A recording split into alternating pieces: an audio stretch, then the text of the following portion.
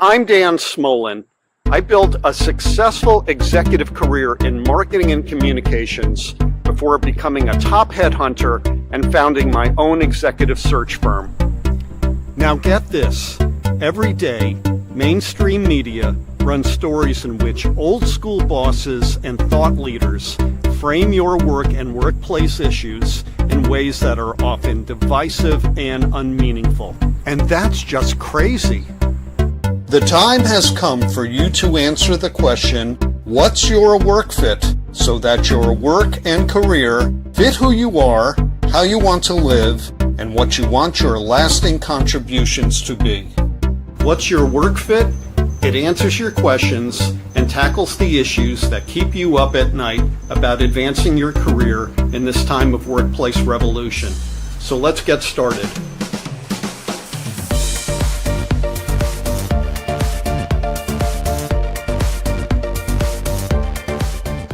Hey, good day, everyone. Dan Smolin from What's Your Work Fit. Sounding a little hoarse today, and I truly apologize for that. This is the worst thing that could happen to a podcaster. It's allergy season here in the Washington, D.C. area, and, well, you know, one of the casualties is people like me with allergy-related stuff. It affects our voices sometimes, so I apologize for that. Hopefully it won't be too annoying. We're having such an important show today, and we will get to that in a moment. The first thing I want to do is thank all of you who have been part of the What's Your Work Fit community and everyone new who has joined today. If you aren't already a member of the What's Your Work Fit community, I welcome you to join our platforms. We are on LinkedIn, and we have the What's Your Work Fit YouTube page. You can join us there. And when new live shows happen, you'll be notified, and you can watch them from those platforms of your choice. Next up, something new. We are now on Substack, and this is so exciting.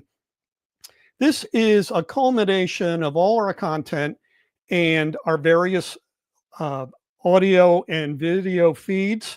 You can read up on our latest content here. You can click the tab and open up a new tab for live and recorded shows and video clips. And of course, also our audio podcast. We're really proud of it. I welcome you to join us in the conversation at dansmolin.substack.com. One more ask, and it is this. If you are enjoying the content and conversation that you get here on What's Your Work Fit, I ask that you tell 5 of your friends to subscribe as well to What's Your Work Fit on the platform of their choice. And that's it for the morning announcements. We're going to get right to this important topic today, which I am so excited about. And it is my pleasure to introduce our guest today. She is Mika Cross. How are you today, Mika? I'm super great, Dan. Also struggling a little bit with the raspy voice in the DMV. It is allergy season, but otherwise really happy to be here with you, focused on this important discussion, especially for our federal friends. It is such an important discussion, and I want to get to it. But first, I want to offer a little bit of information about Mika. She is the CEO of Strategy at Work, which is a veteran-owned business. And thank you for your service, Mika. She is also a workplace transformation strategist, futurist, and a leading expert on the federal government workforce and workplace. And one other thing, like me, she is a founding member of the Future of Work Alliance. And you can look us up there and read more about our group. So, Mika, let's get to it. This has been a topic that has teed up certainly since the end of January, where suddenly federal workers in particular have gone from gainfully employed to suddenly unemployed. So for the thousands of people out there who are affected, they ask, I've lost my government job. What's next for me? Let's get this started. How do we get them beyond the woe of the moment to action? Yeah, it's such a good question, Dan, and thanks again for for queuing this really timely and crucial conversation up for us, for our friends who are joining live, and for those who will join after.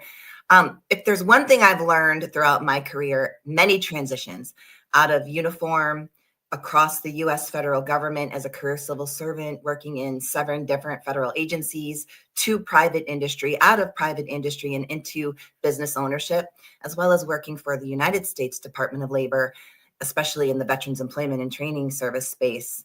Yeah. I've learned that the answer to this question is a very individualistic answer.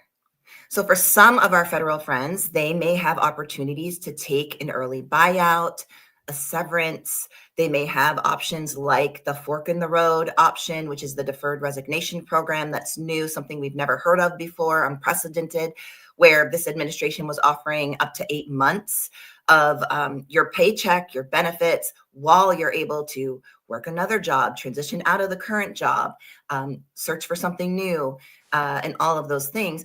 And then others may be navigating difficult decisions altogether, like whether or not they want to take an early retirement and what that could mean in terms of impact to pay and benefits. Perhaps even starting a new business rather than going to work for someone else. I want to just really emphasize the fact that this is an individual decision. It will look different for everybody, and ground us also around thinking about values and leveraging our personal skills that we've acquired throughout our career, education, experience, and our family lives and our personal lives, and what that might mean in terms of possibilities for next steps. Okay. So the impacted workforce is across several demographic cohorts. It's not just young people, and I want to get to young people in a moment. Yeah. It's people at various stages in their lives. They're starting off. Some of them could be seasoned workforce members in the federal, in a federal agency. Some might be approaching retirement age. So, of course, the what do I do next options are different for each of those cohorts. Can you address some of that for our audience? Absolutely. Let's start with early careerist and probationary employees, Okay. who, by the way, are not always unseasoned, inexperienced, Right. and early young careerists.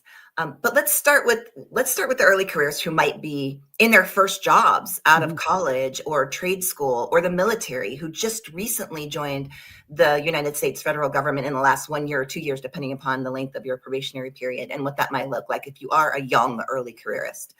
I would say, first and foremost, to lean on your alma mater's career network that might still be available to you if you are a recent-ish graduate. That's a great resource for you to tap into. Often, the schools that you graduate from offer career help to alumni for a certain period of time. That could be a really great resource for you to think about. If you were involved with fraternities, sororities, special student groups, honor societies, things of that nature, I would tap into those networks as well. And then also thinking about, and this is for any demographic of worker that's being affected now, what are the free resources in terms of employment, transition, coaching, interview skills, resume help that you can tap into? There's a whole lot of resources being thrown at the federal community right now, which is wonderful.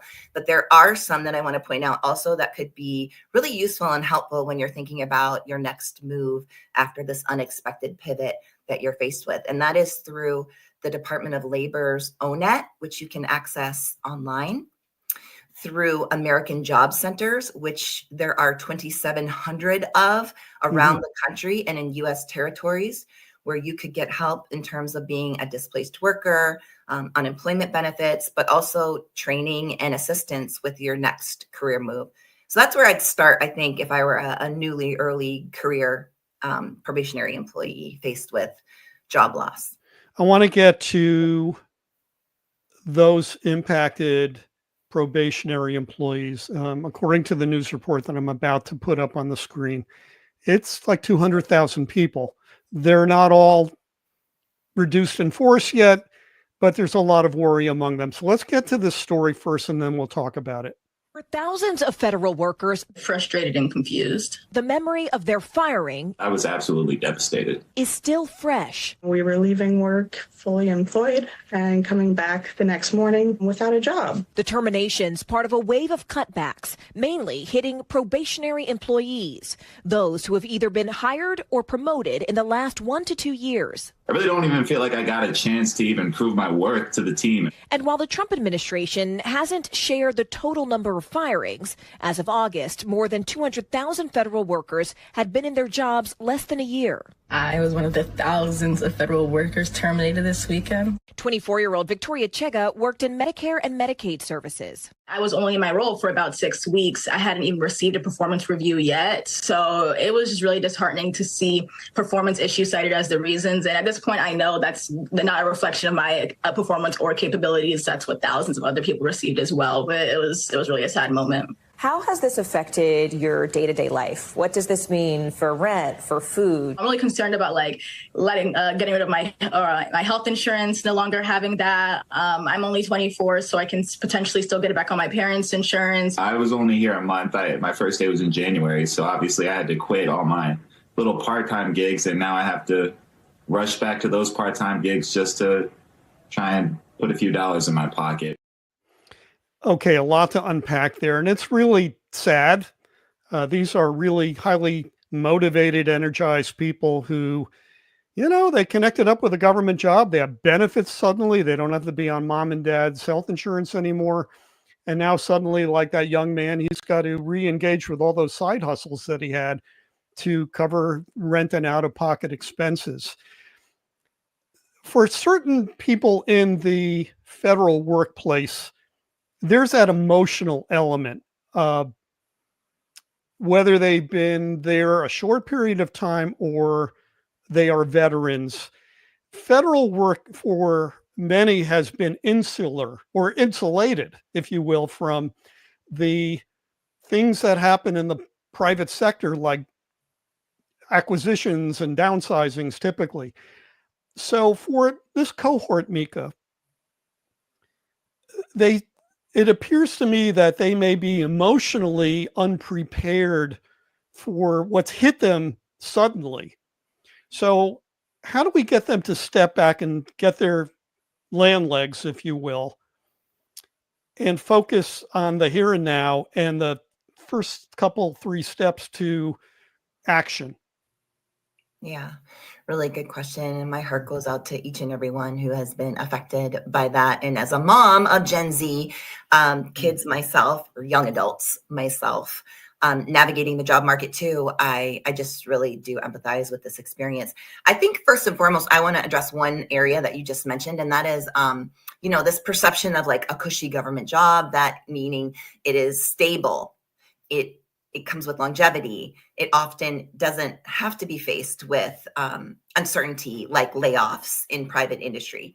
But I would venture to say that these young early careerists, Dan, joined public sector U.S. federal government jobs, not for that reason, because often this generation looks for something different within 12 to 24 months anyway.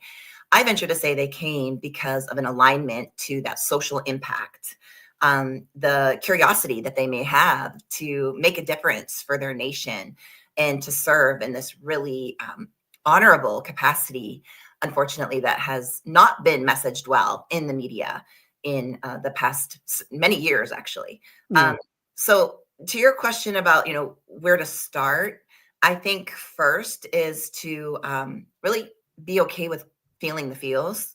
If I could just be honest with that piece of it. I mean, I think it's okay to stay grounded in like feeling grief and sorrow and fear of the uncertain and what's next, but not let it paralyze you and stop from taking those next steps. So for those that maybe, like we heard on the interview, that might have only been in their jobs for a month or 6 weeks or a few days even, thinking about if they could maybe design a letter of recommendation, make it easy, draft one yourself and ask your current supervisor or whoever was your current supervisor if they would feel comfortable writing a letter of recommendation and being a reference for you as you navigate next steps in terms of why you were selected.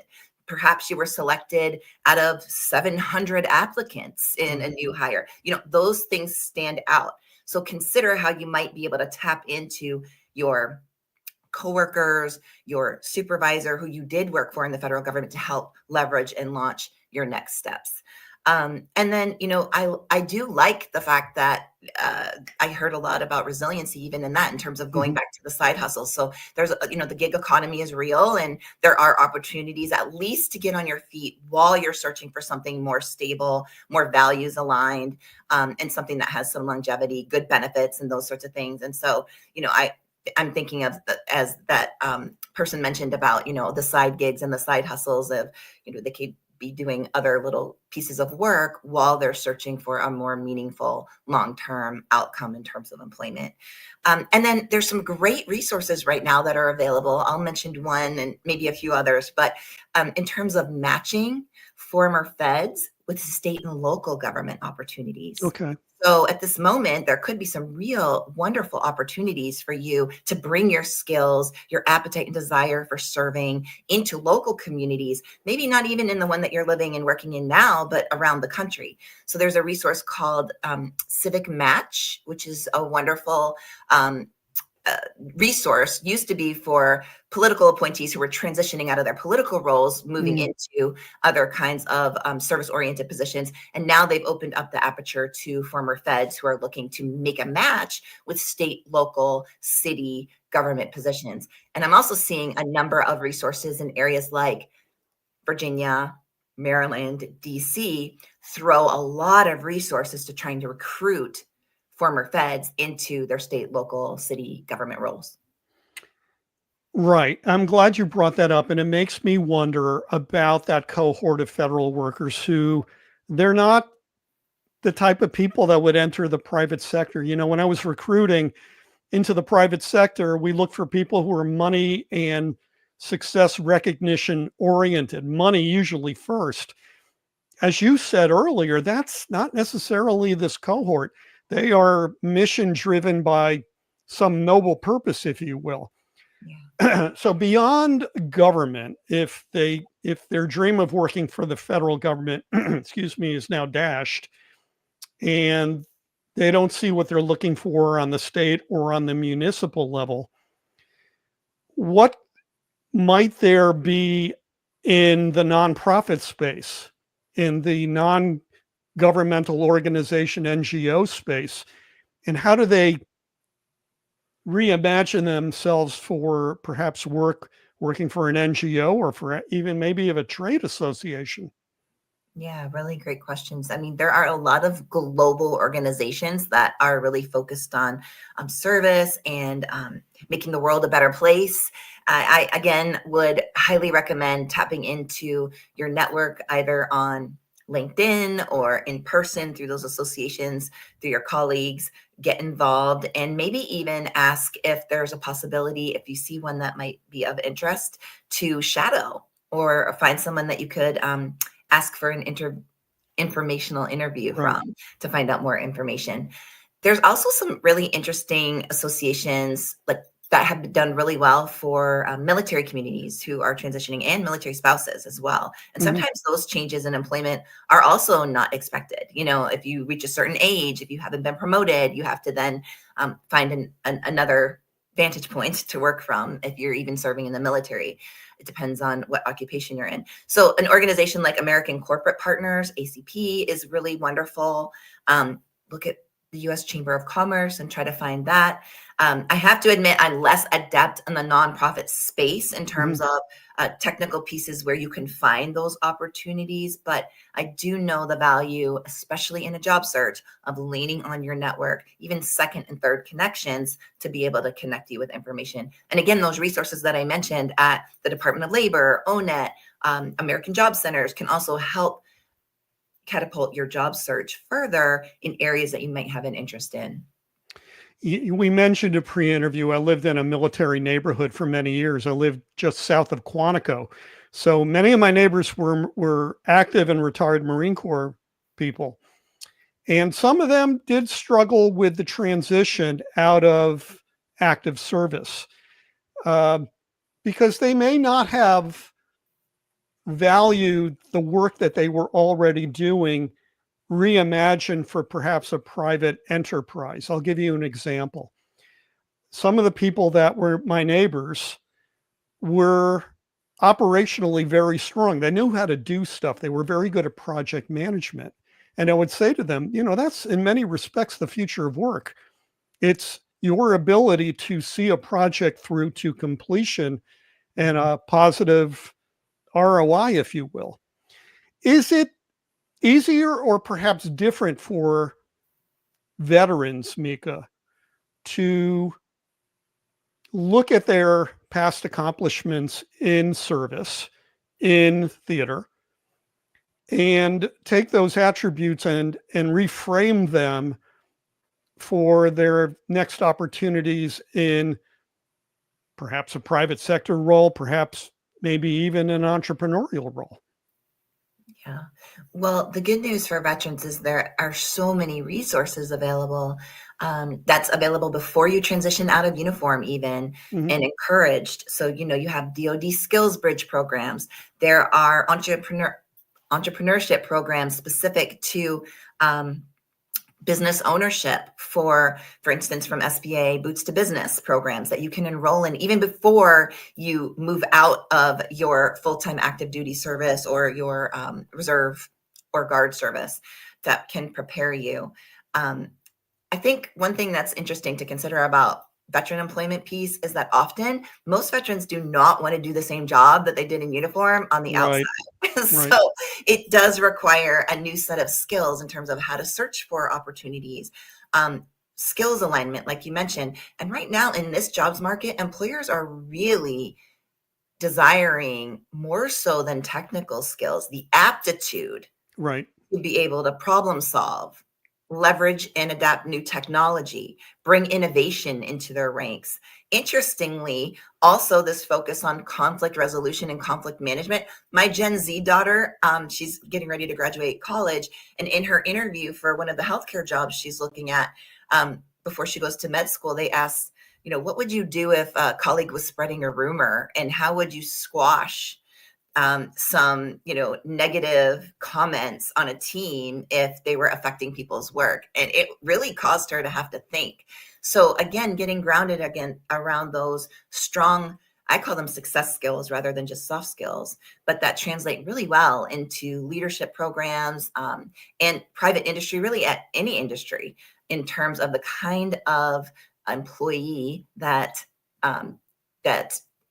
employers are searching for. I didn't realize your daughter was seeking a healthcare career. My daughter is in a nursing program right now. And guess what, Mika? She was challenged to address a situational dynamic just like that. So interesting, isn't it? And that's the type of thing that we all have experience with at some point, whether it's something that we experienced at summer camp or in college or in uniform. So I'm encouraged by what I'm hearing, but I would also say to all those impacted out there, you have lived real life challenges in the workplace, certainly, that make you really attractive to a future employer because you know how to think through difficult situations and get to a better place. Yeah. And you bring up a really good point too. And this is why I'm going to go back to those like skills inventory and assessment tools can really be useful. Often they are free and available, whether it's like a strengths finder or Clifton Strengths or again, ONET. And then consider this. If you're making another career move and it was not anticipated and you were not in control of that, right? It might be nice to also look at the forecast of the kinds of jobs and industries that you're pursuing to see what it looks like in 5 or 10 years in terms of predictions for job growth or not. Because the last thing you may want to do is pursue opportunity in a career field that might really be heavily automated or creating efficiencies with AI, which means less jobs or different jobs in that particular field. Just something to consider. And that's where those Department of Labor resources, at least as they stand now, are really useful, also for veterans. So when we teed up this episode, I made a point of putting an equal amount of emphasis on the non-LinkedIn stream. And why did I do that? I did that because I discovered a long time ago that many people who work for the federal government are not on LinkedIn. Why is that? I don't know the answer to that, and maybe you have an answer. But before I get to it, I want to get to the idea of where am I present and what am I saying about myself from a value proposition standpoint that's going to get me noticed. So there are a lot of, we've already established there are a lot of feds out there that are not on LinkedIn. Secondarily, we know that a lot of feds, if they're busy in their roles and they're not thinking ambitiously, have not been updating their resume or their curriculum vitae, if you will. Mhm. Or if somebody were to ask them at a cocktail party, gee, Mika, what do you do? They couldn't answer in a sentence or two succinctly. So I want to get to the viewer question that kind of rounds the corner on this, and it's from Joy. Hi, Joy. She says, government employee resumes are the worst, full of acronyms and government jargon. How can fired feds adjust their resumes to the private sector? I'm going to expand that. How can they create a succinct messaging platform for themselves? Oh my goodness, that is a tough one, isn't it, my friends? Especially when, at the executive level, you can go up to 10 pages and then you have all these narratives in terms of executive core qualifications. Our job titles are super long if we're dealing with the regulations and federal policies, all those things. Then add the complexity to maybe, classified information that you can't disclose on a resume if you have a clearance or working in the intelligence community of some sort or on national security priorities. Okay, so here's where I would start. First of all, again, I'm going to go back to the network, and it doesn't necessarily have to be on LinkedIn. I would look for former feds. There are so many of us who have made a successful transition, or at least appear to have a successful transition, either into industry, into business ownership. Maybe they have some templates available. Maybe they can give you a little bit of advice. If you do have a little bit of discretionary funds, it might be worthwhile to find a career coach, especially one that is adept in gov speak and translating that to industry or another industry area, of course. There's also a lot of wonderful free resources out there that have templates, guidance. I just collaborated with one called My Perfect Resume. And Dan, I will follow up with some of these links if we want to put them in resources later on the YouTube channel or however you can get that out. But My Perfect Resume, I actually just added a article on that on LinkedIn if you want to go and try to follow me, even if you're not on there. But it has some wonderful templates, resources, and a guide in terms of how to translate your skills for private industry. The other thing I would do is lean on some AI tools. Even if you haven't leveraged them yet, just give it a try. I know it's scary at first, but it's actually really fun to teach yourself a new skill. It might even, you could challenge yourself. You could have an accountability partner, but I would look with industry level position descriptions and match them to your expertise, even if it's a 5 or 10 page resume that you already have, and maybe ask AI, how could I consolidate some of these narratives into a 2-page resume? Start with 2 pages. So if you have a 5, try to go to 2. And then maybe even focus on 1. I know that's crazy, right? When we're talking about federal government expertise, especially for those of you that may have spanned 5, 10, 55 years of service and still need to work. But it can be done. I promise it can. And there are some really great examples out there that you could borrow from. Well, let's talk about that. The former recruiter in me has a lot to say about resumes and ATS, or applicant tracking software. So applicant tracking software is the big giant Hoover that hoovers up information from your resume and a lot of the time now uses AI to see how relevant your experience might be to an employer. And I think the danger is that, oh, well, if that's the case, I'll just plug in my 5-page resume. The problem with a 5-page resume is it tells people you're lazy You don't know how to edit your experience. Mhm. More importantly, it doesn't respect the fact that hiring managers have the attention span of a flea. It used to be when I first started off in recruiting, we used to do time tests, and we would test hiring managers reading resumes, and they would take about 27 seconds to read through a resume. Now it's about 10. And that's only in about a 25-year span. And a lot of that has to do with the fact that our attention spans aren't what they used to be. Here's the pro tip I want to give to anybody who's been downsized recently. When you do a resume, summarize your experience to talk to needle movement. How did I create a positive outcome, a positive delta in the job or in the career that I've done? And primarily that could be money earned, money saved, return on investment, so to speak, but it could also be efficiency improvements. Maybe you did more with less. So hiring managers want to see positive deltas. The second thing is they want a succinct mission statement about who you are and where you want to go. Because if they don't align with that, they're not going to be an interest. There's not going to be any interest in what follows in the second half of the front page. And to that end, summarize your employment beyond 2 years. Anything after 2 years, that's ancient history in this AI age. So I can, on Substack, we can probably talk more about that at some point, but be succinct. And when you do get to an interview, you can talk to your experience in very succinct business-like terms.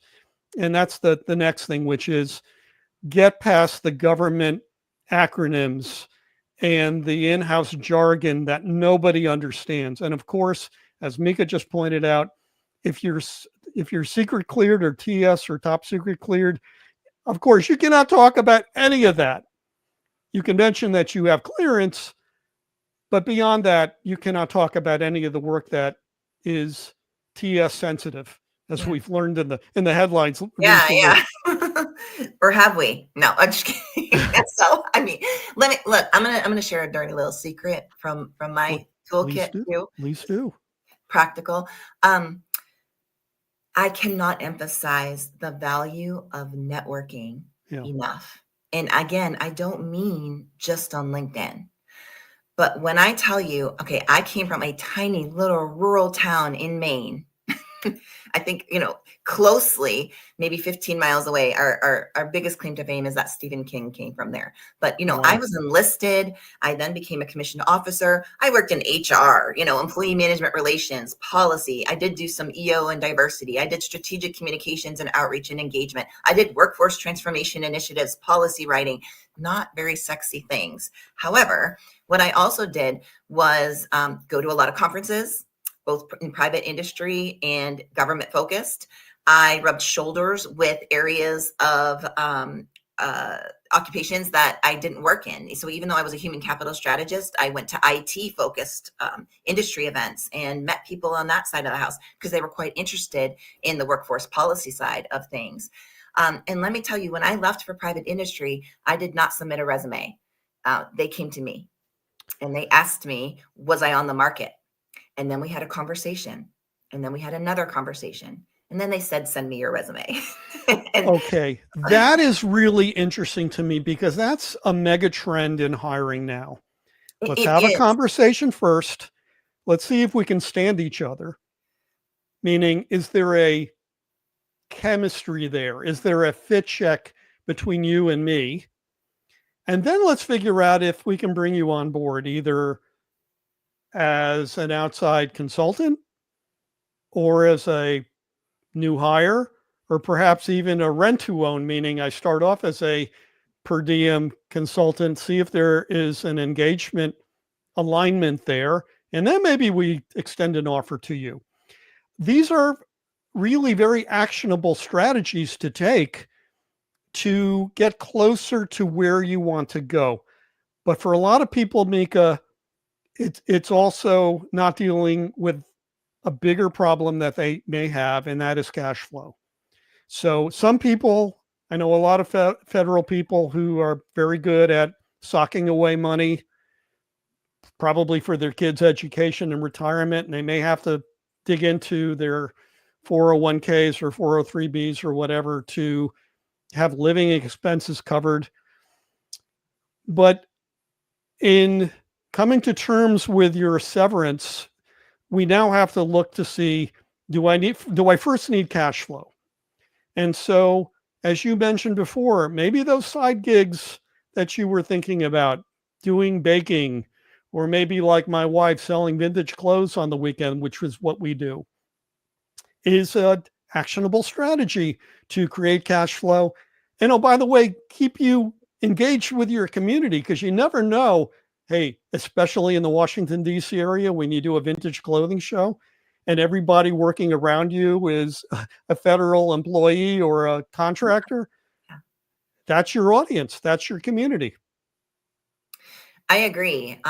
But even take a step further, you know, many feds also have expertise in their public sector jobs that private industry would be willing to entertain. Again, whether you're a 1099, whether you do it on your own as a freelance consultant, maybe you're a strategic advisor in some ways. It could be interesting to look into and tap into your network to see what skills do I have that I could leverage to make some money while I'm job searching. If being an employee in a company with, you know, predictable income and benefits is a top priority. And that's where getting really grounded in terms of your priorities for this next move is going to come in handy. So for instance, imagine if you were in and hired into, or for a long while, you were in a fully remote position in the federal government. And let's say you were in a rural area of the country, like my hometown of Maine.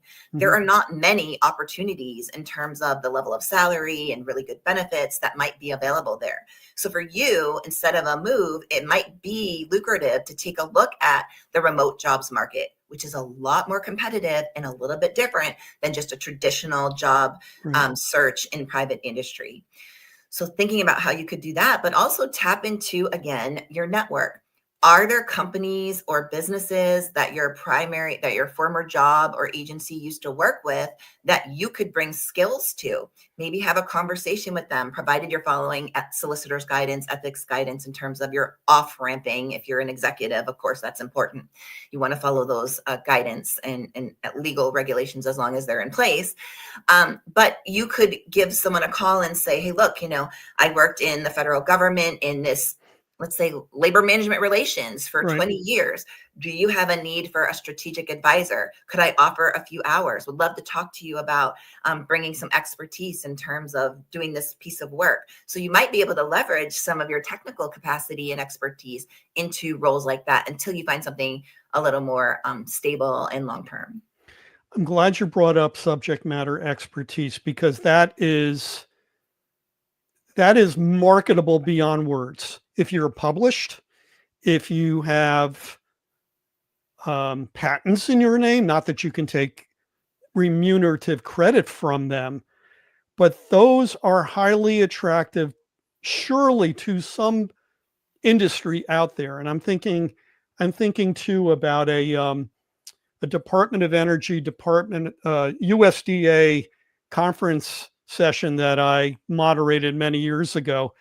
And the people in the room were experts on algae and turning algae into clean energy. And I'm like, oh my God, those folks, they're at the front line of forward thinking on the biggest technologies out there. I would imagine if they're suddenly cast off, they have something to say to a future employer. And you're right. Get into that community, get into that listserv or that news group, either on LinkedIn or whatever platform you're on where you are talking to other community members, because that's how it's going to happen. I think also, you know, adjunct professor roles or teaching in the community. There's substitute teachers. There's ways that you could get involved. Well, that's another thing too that I'm glad you brought up, which is teaching. And we do have a need for teachers right now. I live on the other side of the Potomac from you in Northern Virginia. We have a lot of former military people military vets who have gotten into public school teaching and love it. They just love giving back.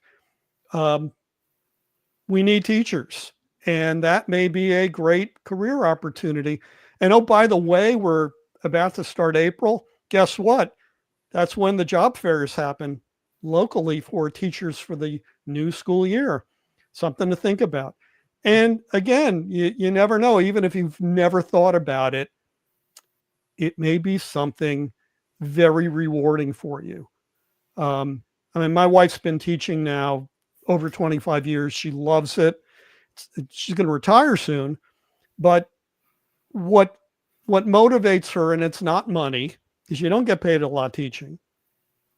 It's the positive impact that she's made on, in her particular case, working with middle school aged gifted kids, some of whom are now working, the people that she's had years ago, kids. One wrote her, she's now a doctorate student working at NASA. How cool is that? Amazing. That's amazing. Yeah. Well, you bring up a good point, for some who have, let's say you lived in areas of the country, metropolitan areas, New York, Boston, Washington, D.C. Yeah. You might be tired of the rat race, and maybe in this next move for you, you want a little more life to your work life. And maybe a lower cost of living area might be an option for you if it's not too tricky logistically to consider. And let me tell you, there are some states, in fact, Dan, what I might be going down this area. I think you might be able to predict this, but some states that will incentivize you bringing a remote job to that location.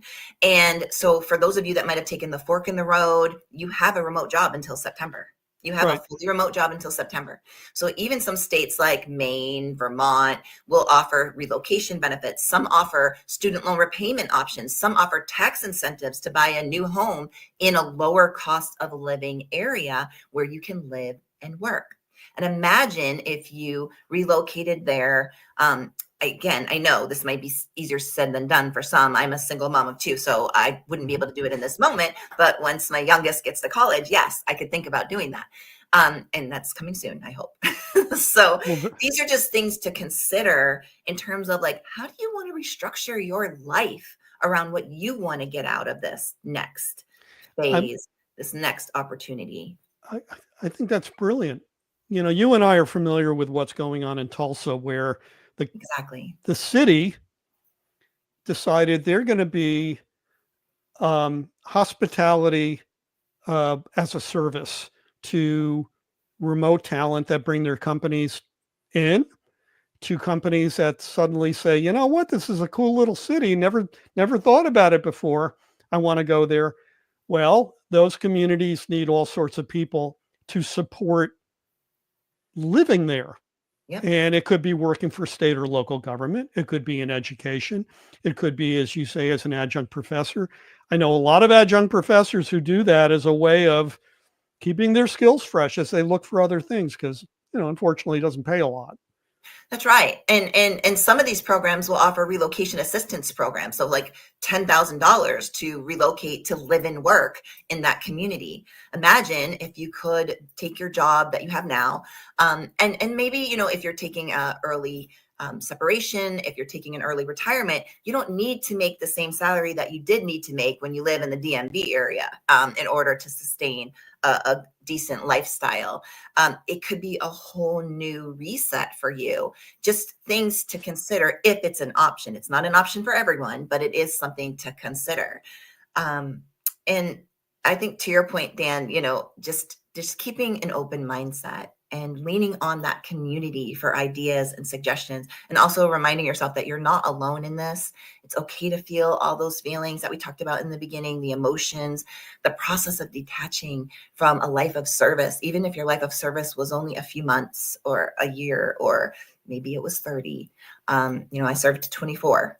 And I still can contribute to our federal community, to our public sector friends. I work with state and local government. I do what I can to make the world of work in the government, public sector first. I also work with private industry, but work better for the people because I care deeply about it. It's aligned with my values. And I was able to still contribute in that way, even when I left my full-time federal government role. You also testified before Congress, and my friend, you crushed it. I mean, they were lobbing grenades at you, and you threw them all back. I was so impressed. But, Thank you. Soldier for life. But I actually testified twice in my own official capacity. I never held a position of a secretary of a cabinet level agency or a deputy assistant secretary level. I made it to GS-15, which still I will take that honor with me, and it was a great achievement. But it wasn't like I was holding some very high level cabinet official level position. And I have been invited by the Congressional Oversight and Reform Committee to testify in my own capacity on the data insights, policy recommendations, and still contribute to making the world of government work better. And I care very deeply about it. All of you I care deeply about, and I will continue fighting and being a voice for those who can't have a voice right now. And I just want to instill that you can do that too. You can still serve in whatever capacity that you land in. You can still contribute. You can still be a part of associations, memberships, community. And I just want to encourage you to think differently about that, because sometimes you might feel like it's an all or nothing scenario, and it's not. Brava. And I will add to that, your service to the federal government mattered to a lot of people. It mattered to me, no matter if you were a GS4 or a GS-15 or in the executive ranks or a cabinet level secretary. Thank you. Thank you. Your service mattered. And let's honor you by helping you to take the value that you provided your nation with you to your next career opportunity, whatever it is you decide you want to do. And by the way, that's a work fit, and we'll get to that in a moment. We're running out of time here, Mika. Before we get to our final question, I want to give you an opportunity to point people to where they can find you on social media. And if you have got a website, and I think I want to have a link in the show notes to your House of Representatives committee's testimony, as long as it is. I mean, I watched it on C-SPAN. It was pretty brutal, this last one. I testified on the future of federal work post-pandemic. Yeah. I did submit a statement for the record when there was an audit of the nation's largest employer, the OPM. I didn't testify there because it was only the OPM director at the time, but I did submit a statement for the record. And then just in January, I testified and went to bat for our federal friends with data and insights in terms of impacts on return to office. And the chairman of the committee, whose name I will not repeat, cut you off like 5 times as you were answering the question, and it was like, okay, that's performance art, I guess. Yeah. Okay. But yeah, I'm happy to share those resources. Well, you can find me super easy. My personal website is, guess what? MikaCross.com. So easy to find. My business website is strategyaatwork.us, like United States, or us, like the community. So strategyaatwork.us.